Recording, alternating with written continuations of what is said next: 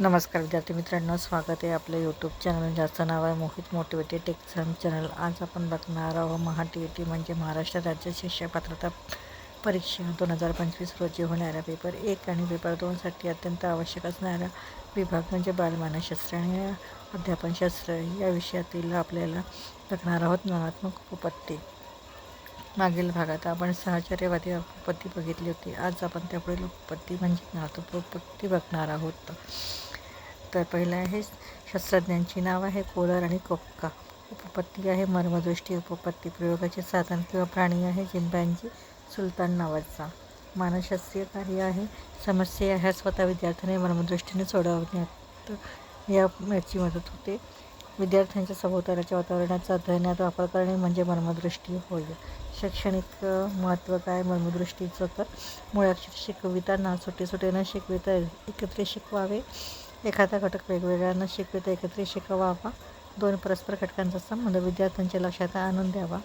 4 गोष्ट सांगताना प्रथम पूर्ण गोष्ट सांगावी व तिचा सार नंतर सांगावा। त्यानंतर दुसरं आहे शास्त्रज्ञाचं नाव आहे कर्ट लेविन। उपपत्ती आहे क्षेत्रीय उपपत्ती। प्रयोगाचे साधन किंवा प्राणी आहे व्यक्तीचा परिसर। मानसशास्त्रातील कार्य आहे कर्ट लेविन यांचं क्षेत्र म्हणजे व्यक्तीच्या परिसरातील परिस्थिती होय। एखाद्या व्यक्तीच्या जीवनकक्षेचा अभ्यास करताना वर्तमान काळाचा वापर करावा असं कर्ट लेविन यांनी आपल्या क्षेत्रीय उपपत्तीमध्ये म्हटलं आहे। तर याचं शैक्षणिक महत्त्व आहे वर्तमान काळातील परिस्थितीबद्दल विद्यार्थ्यांना मार्गदर्शन करावे, अध्ययनाची सवय लावावी, उद्दिष्टे स्पष्टपणे मांडावी, तर सोप्याकडून कठीणाकडे या सूत्राचा वापर करावा असं मर्मदृष्टी क्षेत्रीय उपपत्तीमधील कर्ट लेविन यांनी सांगितलं आहे। त्यानंतर तिसरं शास्त्रज्ञ आहे आसुबल यांचं नाव प्रामुख्यानं घेतलं जातं। उपपत्ती आहे त्यांची अध्ययन उपपत्ती। प्रयोगाचे साधन आहे पाठ्यपुस्तक, अर्थपूर्ण पाठ्यपुस्तक आणि अर्थपूर्ण। त्यानंतर मानसशास्त्रीय कार्य आहे ज्ञानाचे संकलन, शालेय जीवनाची देह ठेवली पाहिजे। दुसरं आहे मूर्त अमूर्त संकल्पना ह्या मनोऱ्यासारख्या असताना व त्यांचा अध्यापनात उपयोग केलाच पाहिजे। शैक्षणिक महत्त्व आहे पूर्वज्ञान व नवीन ज्ञान याचा सहसंबंध निर्माण करणे, त्यांचे विश्लेषण करून अर्थपूर्ण शब्दाचा वापर करावा, ज्ञान ग्रहण करणे, शालेय जीवनाचे ध्येय असावे, पाठ्यक्रमावर भर देणे।